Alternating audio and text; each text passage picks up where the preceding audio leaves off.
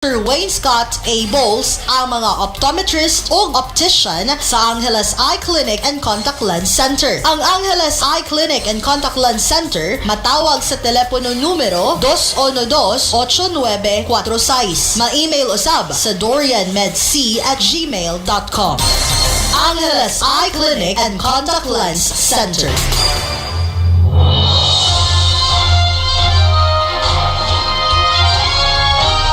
Gikan sa Radio Philippines Network, DXKD Broadcast Center, Juliana Building, Gonzales Corner, Lopez Haina Street sa Biasong, Dipolog City.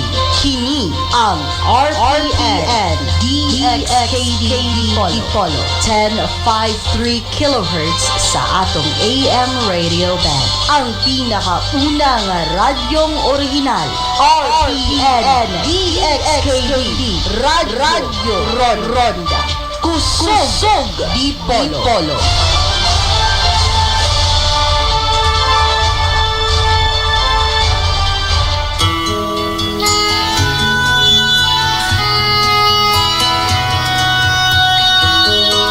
God's government begin its rules.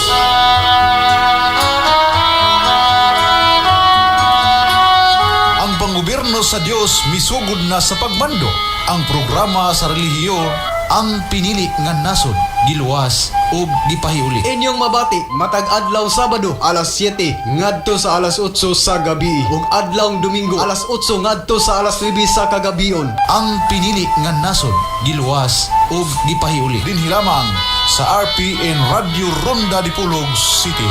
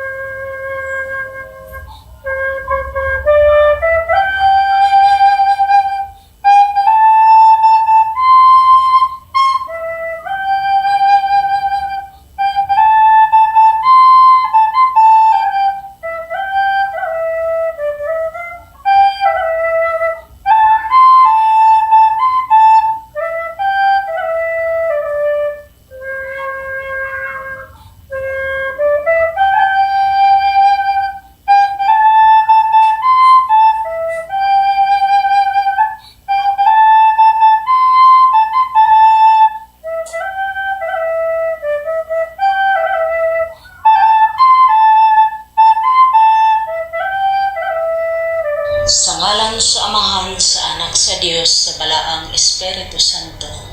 Amahan namo nga anak ka sa mga langit, pagabalaan namo ang imong ngalan, paanhia ang imong gingharian, pagabuhaton unta namo ang imong kabubud-on dinhi sa yuta, maingon man ngadto sa langit. O hatagi kami karon sa pagkaon namo sa matag adlaw, o pasayloa kami sa among mga utang, maingon nga kami nakapasaylo man sa mga nagkautang diha kanamo. O ayaw kami itugyan ngadto sa mga panulay, hinunoa ilikay mo kami gikan sa mga kadautan, kay imo man ang gingharian, ang gahom ug ang himaya hangtod sa kahangturan. Bathala Allah Ja Yavasua Yahweh Adonai Elohim Yeshua Apo Asug Apo Bagulang Apo Gumulang Apo Uha Apo Uha Apo Uha Apo Aha God Lord Jehovah Dios Jesus Christ Señor Jesus Emmanuel Santo Papa Menestro Paulino Onggoy Z Agapay Yavasua Yeshua Elohim sa ngalan sa Amahan, sa Inahan, sa Anak, sa Dios, sa Balaang Espiritu Santo. Amen.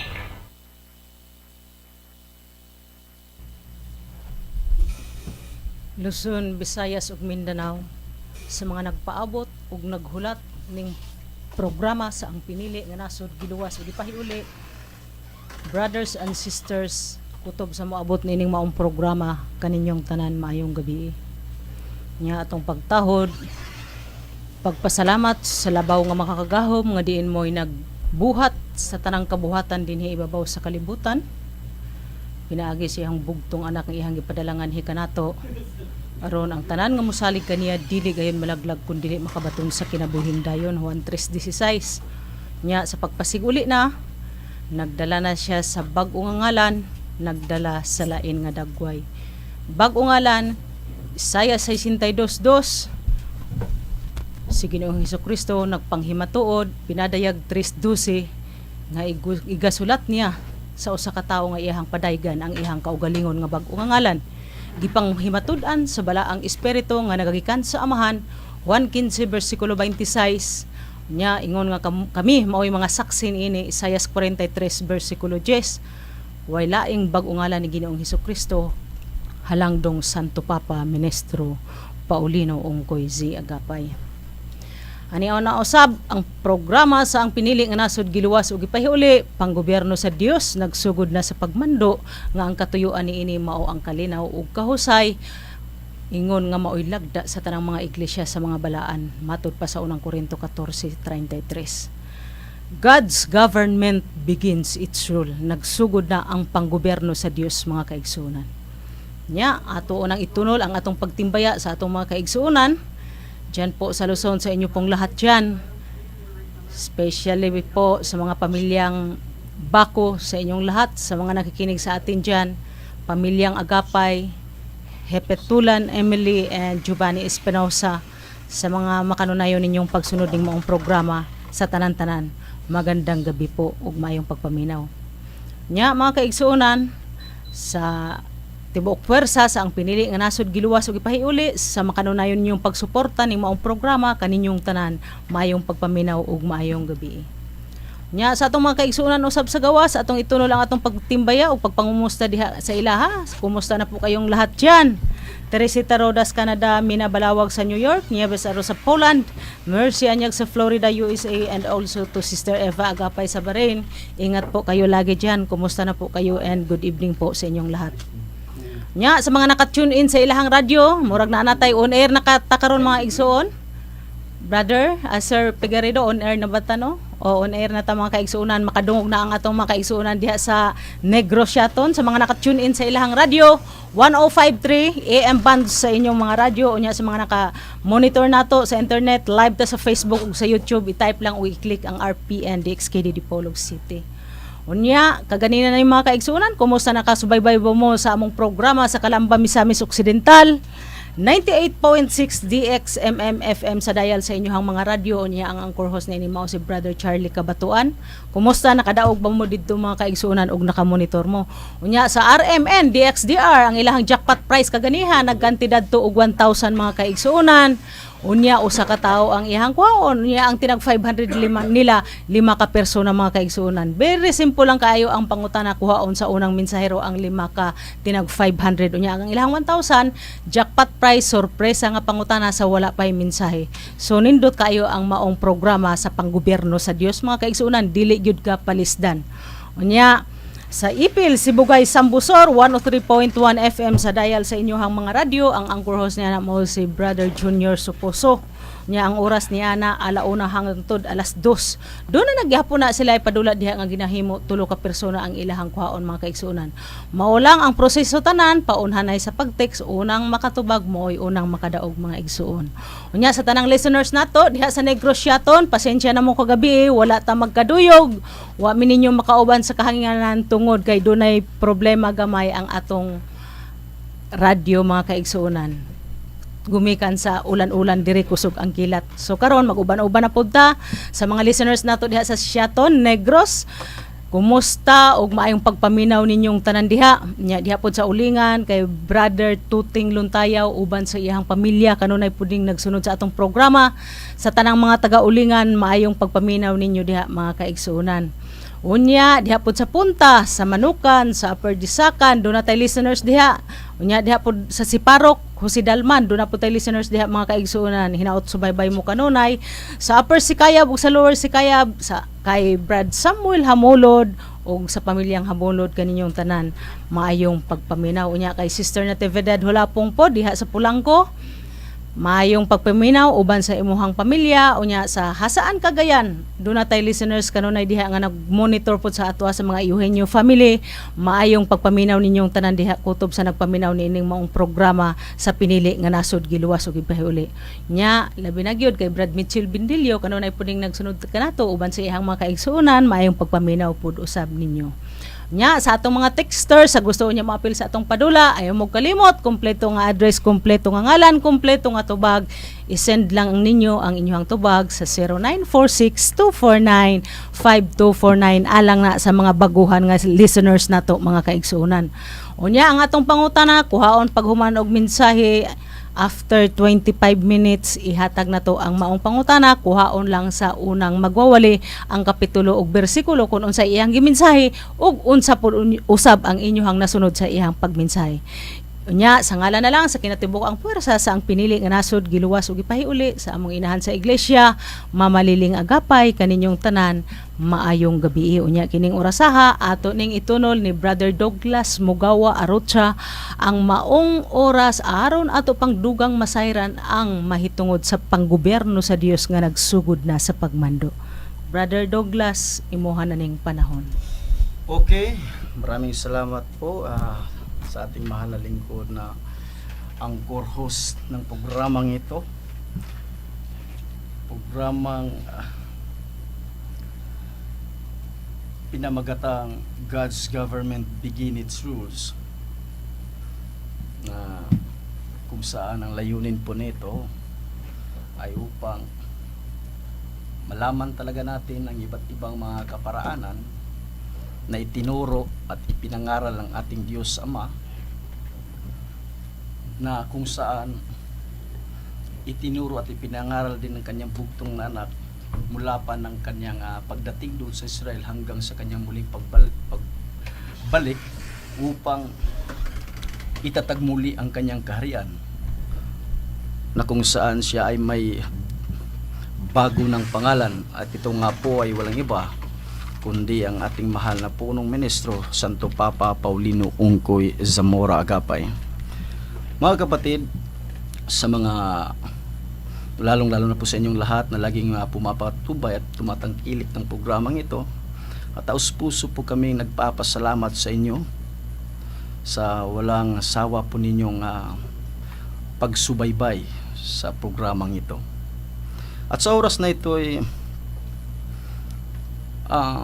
tatalakayin ko po sa inyo ang isa sa mga alituntunin na ipinangaral at itinuro ng ating mahal na Panginoon sa amin bilang kanyang mga alagad na naging saksi at nakarinig sa kanyang mga ginawa at sa kanyang mga ipapagawa sa lahat ng mga tao, hindi lang sa amin bilang kanyang mga hirang, kundi sa lahat ng tao sa buong mundo, upang talagang makamit natin ang kapayapaang minimithi ng bawat isa.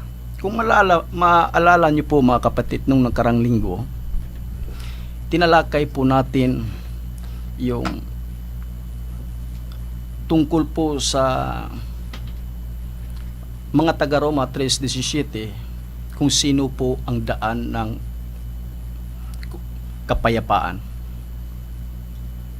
Na sa ating panahon ngayon, ang pinakadaan ng kapayapaan ay wala nga pong iba kundi siyempre ang bugtong na anak pa rin ng Diyos Ama na kanyang ipinadala sa sanlibutan ito upang magiging isang huwaran na kailangan at dapat sundin ng lahat ng mga mananampalataya, di lamang mananampalatayang Pilipino kundi sa lahat ng mga mananampalataya sa buong mundo. Lalong-lalo na po sa mga kapatid na taus-puso na naghahangad ng kapayapaan. Kasi ang kapayapaan, mga kapatid, makakamit lamang natin yan, matanggap lamang natin yan, at masusumpungan lamang natin yan dyan sa kaharian ng Diyos.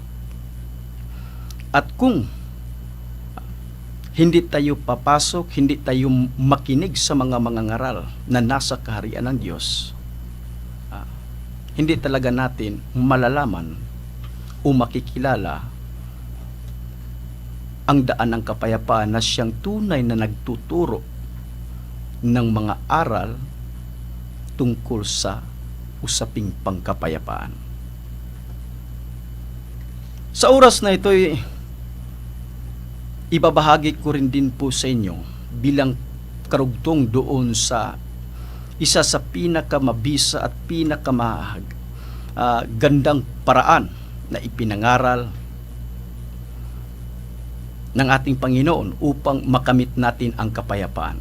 Kung saan, kung maalala pa rin po ninyo, nung nakaraang linggo'y ibinahagi ko po sa inyo ang isa sa mga pinakamabisa at pinakamagandang paraan para makamit natin ang kapayapaan na itinuro ng ating mahal na Panginoon, Santo Papa Paulino Ungkoy Zamora Agapay, na mariin at mahigpit niyang ipinagbabawal ang anumang uri ng mga patalim, armas, na nakakasira sa buhay ng tao.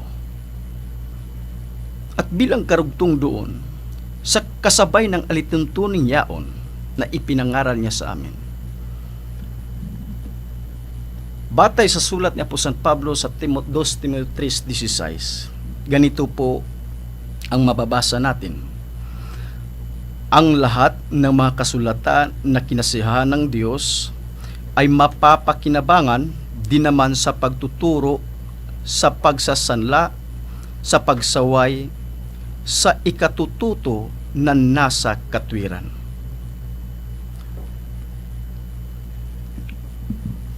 Dahil sa pahayag na ito, inatasan ang buong puwersa ng iglesyang ang hirang na bansa na naitatag at naibalik sa lahat ng mga kaanib nito na kailangan dalhin at bitbitin ang banal na kasulatan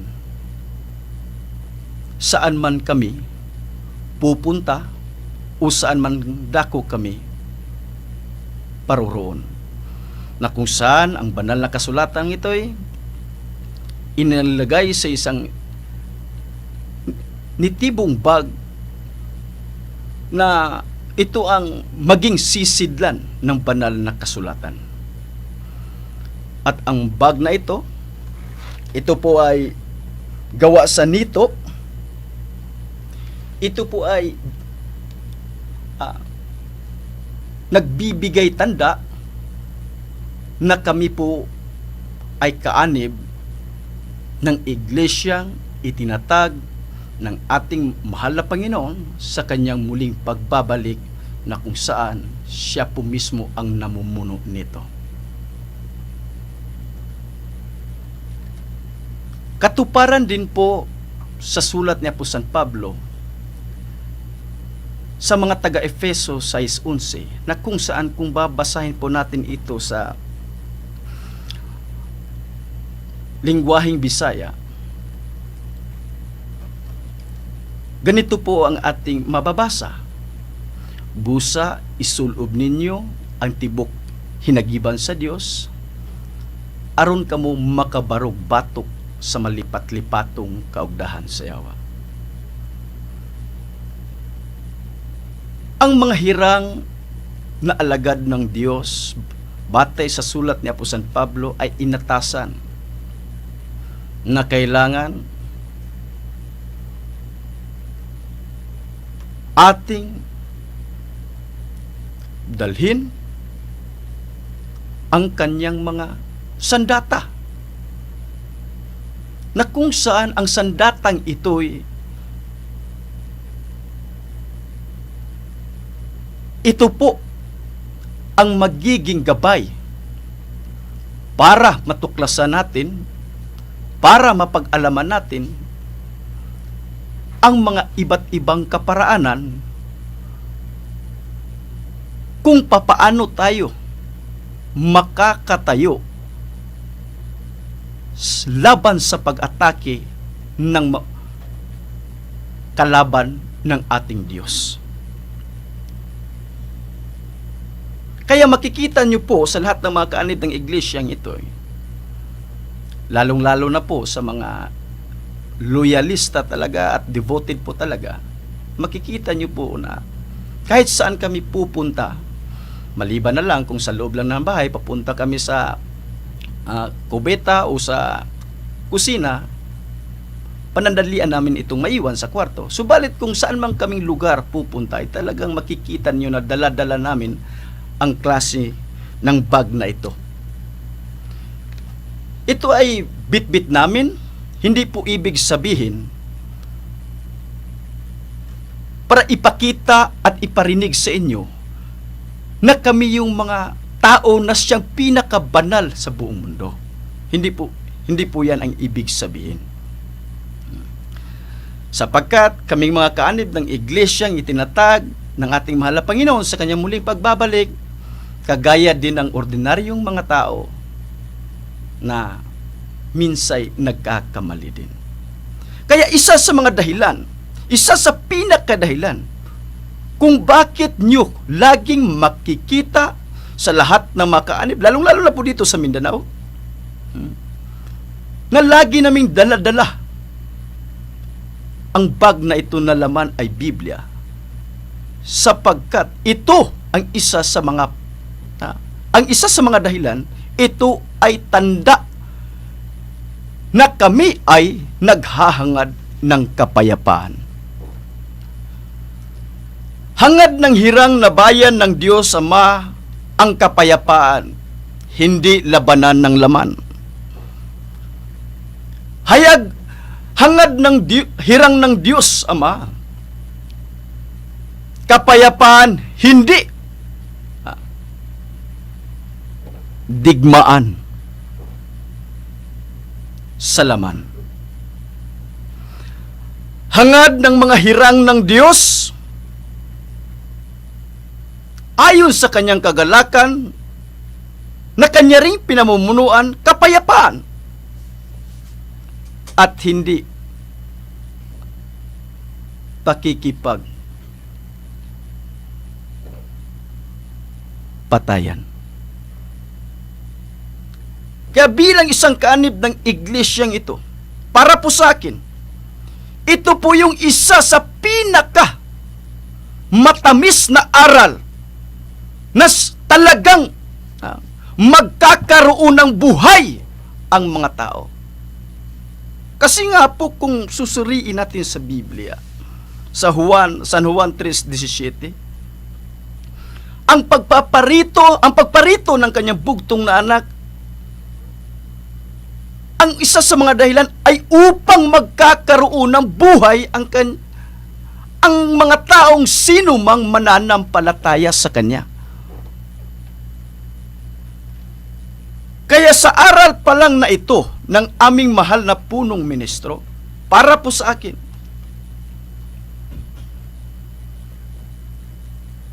ito po ang isa sa pinakamagandang aral sa lahat ng mga mangangaral na nagtuturo ng aral sa buong daigdig.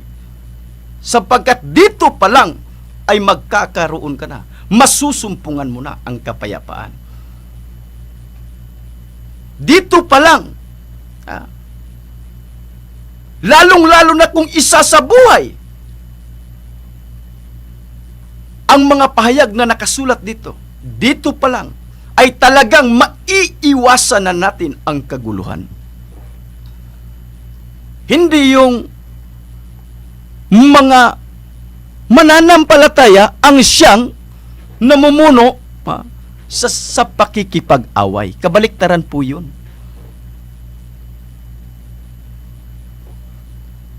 Ang tunay na hirang na mga alagad ng ating Panginoong Hesus, kailan may hindi niya ito pinamumunuan upang mamuno sa pakikipaglabanan sa laman.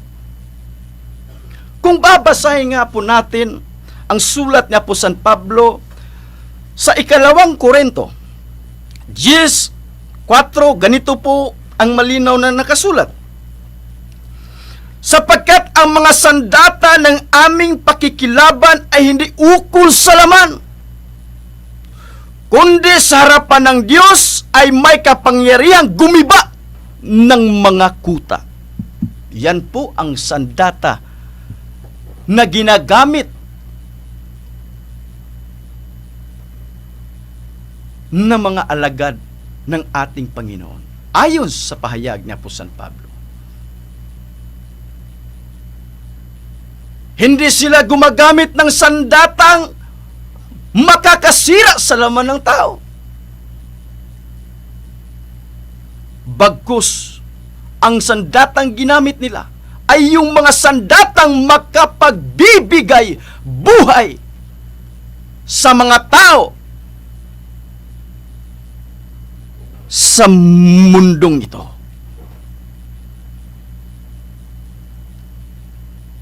Uulitin ko po.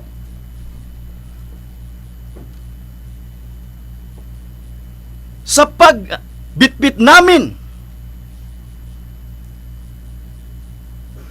ng nitibong bag na ito na gawa sa nito, laman ay Biblia.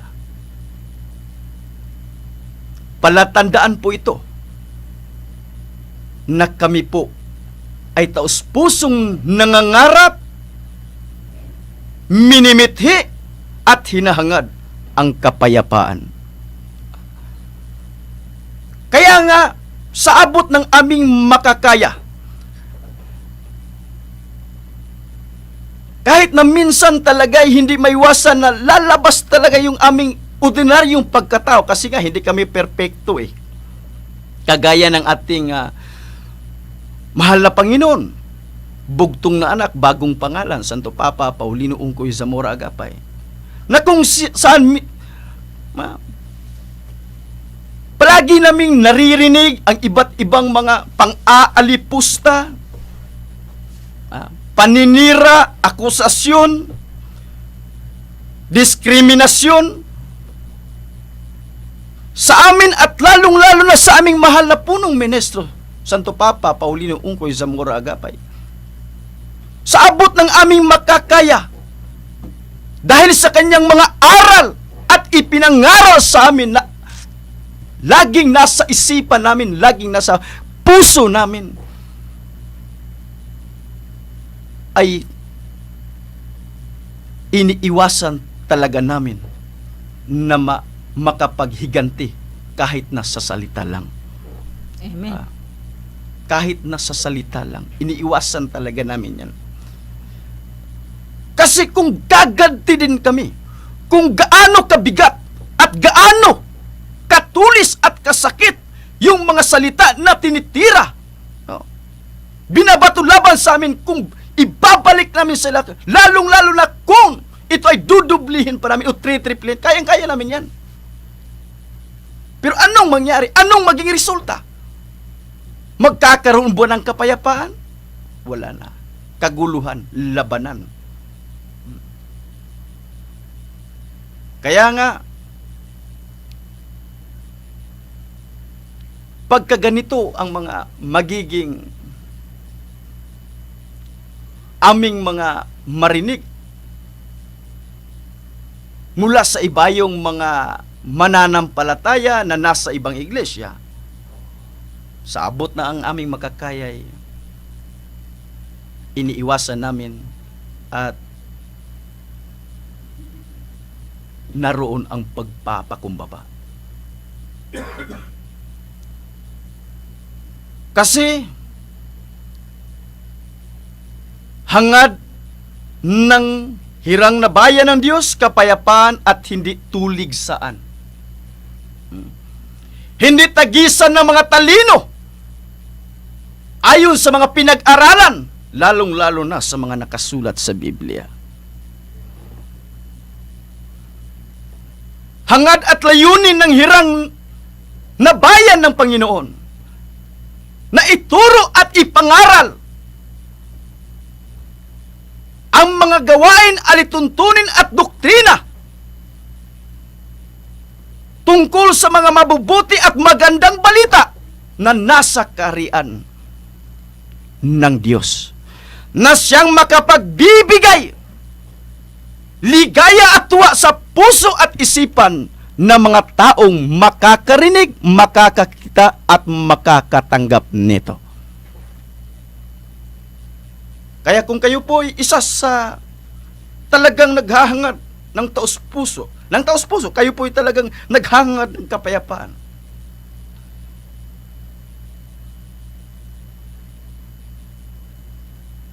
kailangan at dapat sundin at gayahin din ninyo ang ginagawa ng hirang na lingkod ng Diyos.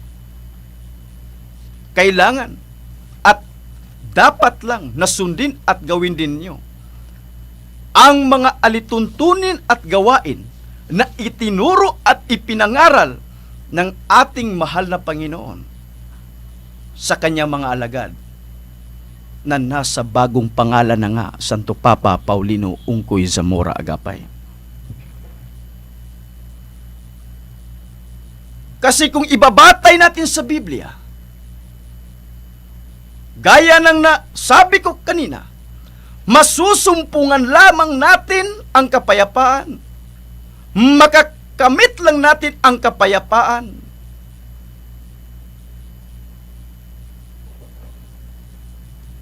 sa bugtong na anak na ipinadala ng Diyos Ama sa sanlibutan ito. Sapagkat ang bugtong na anak na ito na kanyang ipinadala ay hindi pinuno o hindi pangulo ng kaguluhan, labanan sa laman, digmaan sa laman, bagkus siya ay pinuno at pangulo ng kapayapaan. Unang Korinto 14:33. At ang mga impormasyong ibinigay na ito, at ito ay nakabatay at nakaayon sa mga aral at doktrina na nakasulat sa Biblia. At ang nakakaalam lang nito, ang nakakabatid lang nito, ay yung kanyang mga hirang na binilinan niya ng kapayapaan. San Juan 14:27, sabi po ng Panginoon bago siya umakyat sa langit, sa luklukan ng Diyos Ama upang umupo sa kanang kamay. Sabi niya, San Juan 14:27, sa inyo'y ibibigay ko ang kapayapaan. Sa inyo'y ihahabilin ko ang kapayapaan. Hindi gaya ng sanlibutan ang ibibigay ko sa inyo. Kaya't huwag magugulimihanan ni matakot man ang inyong mga puso. Bakit ka nga matatakot? Bakit ka matatakot? Andyan yung kapayapaan. Matatakot lang tayo kung walang kapayapaan dyan. Kaya nga tungkol sa aral na ito, kung ang tunay na iglesia na siyang kaharian ng ating Panginoon ay maitatag sa buong Pilipinas, sa buong mundo, sa buong daigdig, ay hindi talaga tayo kakabahan, hindi tayo mangangamba sapagkat andyan ang kapayapaan.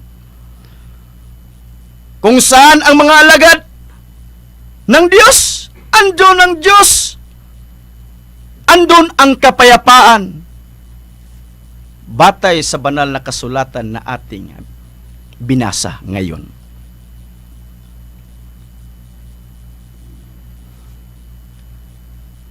Dito sa Pilipinas, kung ang lahat ng mga lugar sa buong Pilipinas ay matatagan ng iglesia na siyang itinatag ng ating mahal na Panginoon sa kanyang muling pagbabalik at tutuparin ng taos puso ang iba't ibang alituntunin na kanyang ibinigay bilang isang aral sa kanyang mga hirang na naging saksi sa kanya sa salita at sa gawa.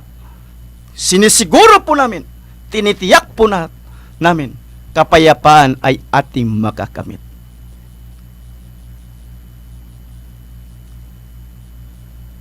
Sapagkat, gaya nga ng sabi ko, batay sa unang Korinto 14:33, San Juan 14:27, kung saan naroon ang kanyang mga hirang na lingkod, kung saan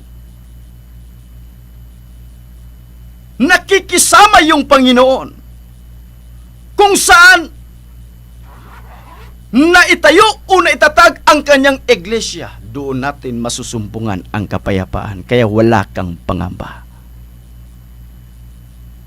Wala po tayong pangamba. Wala tayong dapat katatakutan. Sapagkat ang daladala ng bawat kaanib nito ay hindi sandata para sa laman, kundi sandata para sa ikabubuhay ng bawat tao, lalong-lalo na po sa mananampalataya ng ating pong may kapal. Mga kapatid, sa oras na ito ay wala na po tayong oras sapagkat mayroon nga po tayong iba pang mga ngaral na kasama natin dito. Sa ngayon, hanggang dito na lang po muna ako. Ito po ang inyong lingkod, isa sa mga misyonaryo ng ating Panginoon. Sa kanyang bagong pangalan, Santo Papa Paulinong Kuygapay. Magandang gabi po sa inyong lahat. Kay mga kaigsuonan, daghang kaing salamat sa atong igsuon Brother Douglas Mugawa Arocha sa mauni ang pamahayag, no. Klaro gyud mga kaigsuonan nga ang Ginoo gitugag gyud niya ang tibuok kasulatan. Tibuok kasulatan na mga kaigsuonan. Dili gyud na siya katunga, dili bag-ong tugon, dili daang tugon, kun dili tibuok kasulatan, daan ug bag-o gitugay gyud na sa atong Ginoo. Nya ang iyang sugo dayon, isulob daw nato ang tibuok hinagiban sa Dios aron makabarog kita batok sa malipat-lipatong kaugdahan sa yawa. Kay mga igsuon, daghan gyud kayong nagpamatuod nga karon, nagdaghang nagpamatuod nga ang ilang pundok maoy tinuod. Pero kung ikaw magbabasa gani ka sa Biblia, tumano nimo ang sugo sa Ginoo nga basahon nimo ang Biblia, mahibaw-an gyud nimo ang nag-angkon nga sila mo'y tinuod kun unsa ka tinuod. Kay ang ilahang taras kinaiya og batasan mutukma gyud na sa sugo sa atong Ginoo. Pero og dili gani mutukma, delikado na mga kaigsuonan. Mao nang nagpasidaan ang Biblia, ang Ginoo nato nga aron makabarog kita batok sa malipat-lipatong kaugdahan sa yawa. Kay daghan kaayong magwawali karon nga niangkon maoy tinuod pero ang ilahang kinaiya dili subay sa balaod sa Ginoo, kun dili didto ni subay sa kontra sa atong Ginoo mga kaigsuonan. Kay kung nakasunod mo sa kapitulo ug bersikulo nga iyahang gibuhian, kining pulo nga asa ka ni nato pwede makaplagi sa Biblia. Kung nagtuon ta og Biblia ug nagsunod pud ta kaganiha sa iyahang mensahe, ningon ang pulong, isulob ninyo ang tibok hinagiban sa Dios aron makabarog kamo batok sa malipat-lipatong kaugdahan sa yawa. Asa na nato pwede makaplagi, isend lang ang inyong tubag sa 0946 249-5249. Good evening to you, Brother George. Good evening, You sister. Next. Thank you. Take your time and you're welcome. Thank you. And before I begin, God bless everybody. Drive safely, and if you don't drive, tell your driver to drive safely and stay healthy. But above all, God bless you. Last week, I believe, I was going through Hebrews, the letters of Paul, one of them to the Hebrews. After Paul's letters, we have some of the disciples' letters. These are disciples who knew Jesus personally. In fact, the first one, right after Hebrews, is James. Now, James was one of the brothers of Jesus. People are surprised at this. Why? I looked up in the 4 Gospels. I couldn't find, and maybe I missed it, One time, not one time, where Jesus said, I am the Son of God. 17 times. 17 times he said, I am the Son of Man. He was very proud of that. He wanted people to be comfortable with him as a man. He ate. He got hungry, he ate. He got thirsty, he drank. He got sleepy, so he slept. And he had brothers and a mother. The only difference was his father was the creator of the universe. That's a big difference. Nevertheless, he had a mother, and he was her son. When he said, I am the Son of Man, he meant of mankind. My mother is a human being from the planet Earth. She's not an angel. She's not a goddess. I am half, at least, half human. He didn't say it in those terms, but as I said, I counted 17 times where he emphasized that he was the Son of Man. Now, James, in my Bible, which is a very nice version, it's the New International Version, before each book it gives a little summary and commentary about the book.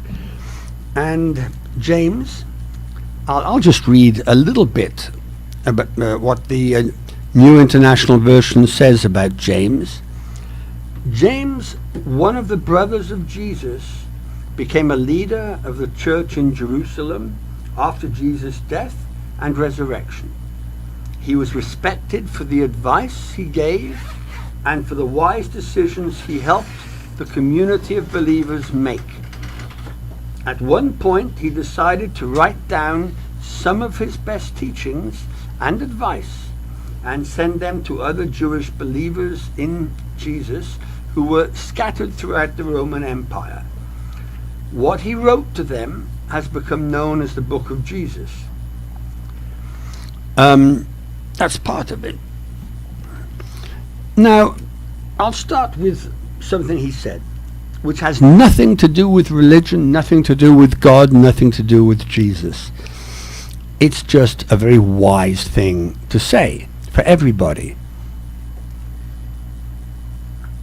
He says this, James chapter 1, verse 19, quote, everyone should be quick to listen, slow to speak, and slow to become angry. Nothing to do with religion. But these are wise words. People in discussion so often want to have their voice heard. But you learn far more if you listen to other people. So be quick to listen. In other words, listen a lot. Slow to speak. Don't speak so much. Listen. And certainly slow to become angry. Someone once told me a long time ago, if you feel that you're going to become angry, count to 10 inside yourself. By the time you've reached 7, you may not be angry anymore. These, I think, are wise words. Now, we'll continue.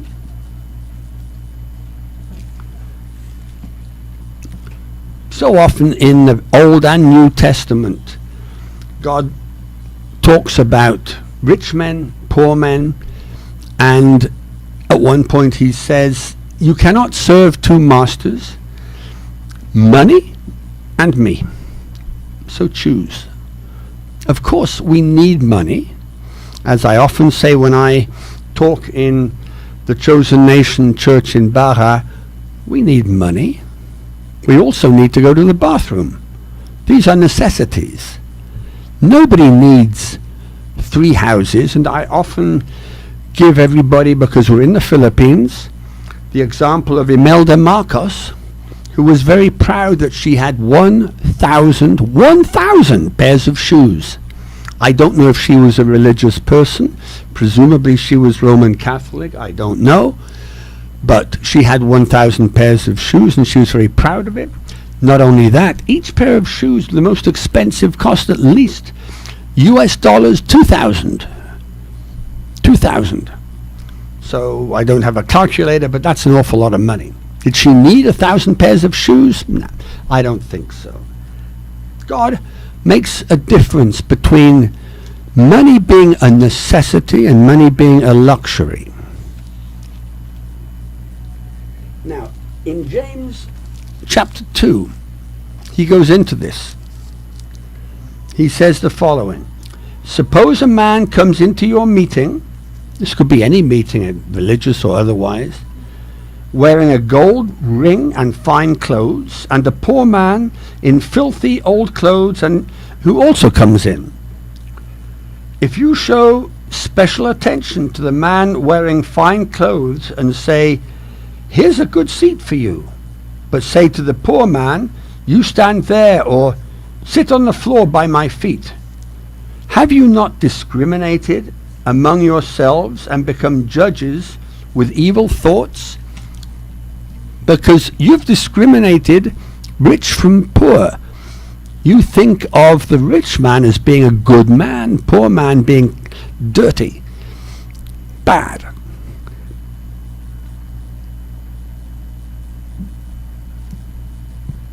He continues. He says, "Listen, my brothers and sisters, has not God chosen those who are poor in the eyes of the world to be rich in faith and to inherit the kingdom he promised those who love him? But you have dishonored the poor. Is it not the rich who are exploiting you? Are they not the ones who are dragging you into court? Are they not the ones who are blaspheming the noble name of him to whom you belong?" So often wealthy people are atheists. They don't care about faith or God. That's true even today. Why should they? They have 3, 4, 5 houses, 1,000 pairs of shoes, and so forth. This is not in God's teaching anywhere in the Old or New Testaments. And there's so many examples of this. I think these are wise words that James is saying here. Reminds me of the widow's mite. Remember, I think it was the Gospel according to St. Luke.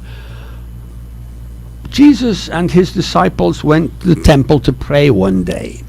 And in the temple, there's a box where you put money for the poor.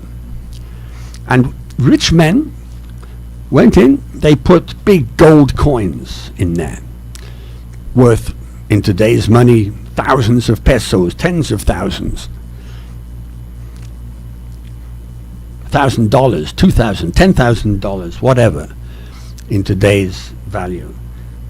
Then a little old lady came. She could hardly walk. Very old, 94, 95 years old. Old, filthy clothes with holes in them. She couldn't afford clothes.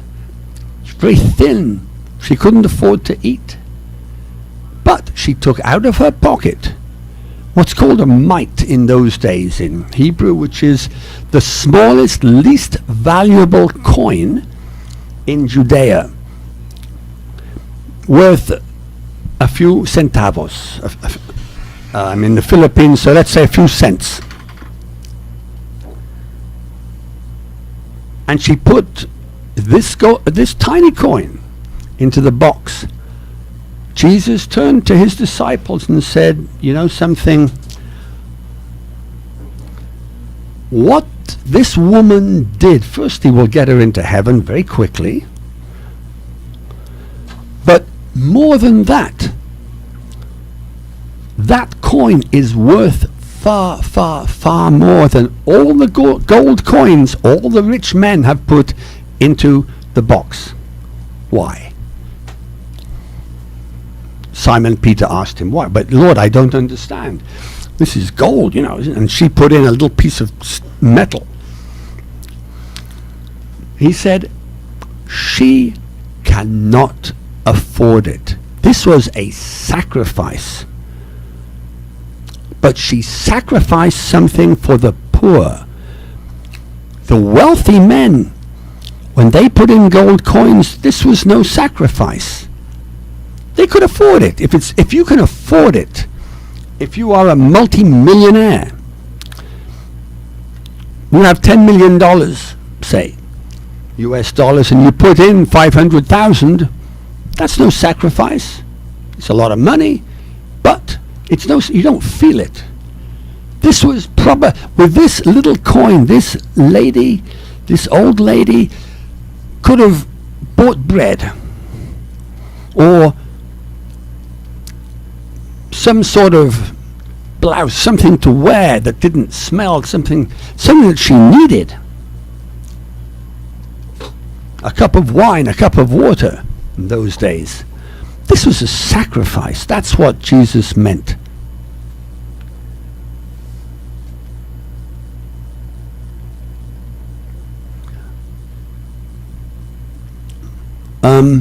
Just wanted to say one thing. There's a country where on one of the notes of money, paper money, it says, "In God we trust." The question, do you think God likes that? I'm not going to judge. I'm not going to answer that question. I'm just asking you, in God we trust on money. I don't know. I'm just putting it out there. Well, I'll continue with James.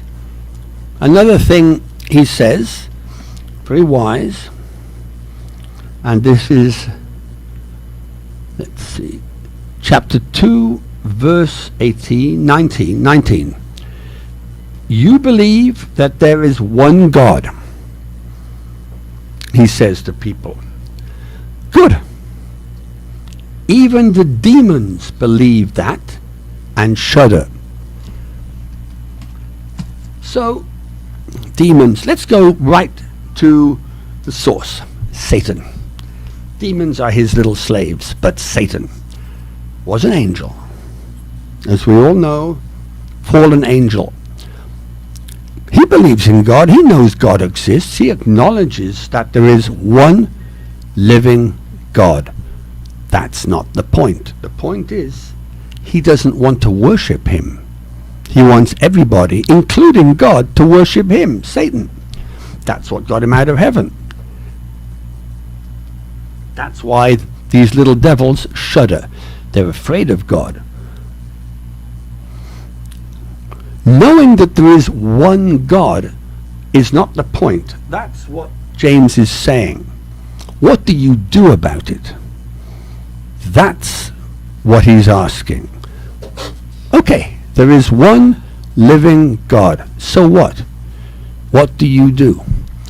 Well, once you acknowledge that there is only one God, then it's a question of faith.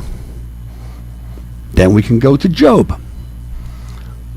We can go to David and Goliath. Remember David with Goliath? The faith that David had facing this 2-meter high giant. That's far more than just acknowledgement that there is one living God. That is faith in the one living God, that this God will help you. In his case, it will guide the stone into Goliath's forehead. If you are sick, heaven forbid you have COVID, or if you lose one of your houses because you can't pay the mortgage, if you lose your job, God invites us to pray to him, to have faith in him, because he will help you. That's the difference between acknowledgement of God and having faith in him. And we can talk about Job a little bit. You remember Job? God sent Satan to test Job. Job acknowledged there is one living God. God wanted to know how strong his faith was. So Job didn't know about this conversation between Satan and God. God said to Satan, have I introduced you to my servant Job, who is so faithful to me? You say something like that to Satan, right away he says, oh, he's just a human being. He is flawed. He is at base evil. I will get him. He will curse you, God. Let me deal with him. I'm going to take away everything he owns. Well, bottom line, Job said, I love you, God. I have faith in you. So, Satan, a little disappointed, said, fine. He said to God, Lord, skin for skin, a very famous expression. In other words, let me attack his body, his skin. Give him disease. Cut him. Make him suffer. Then he will surely curse you. That happened. It got so bad that his wife said to him, Job, his wife said, curse God and die.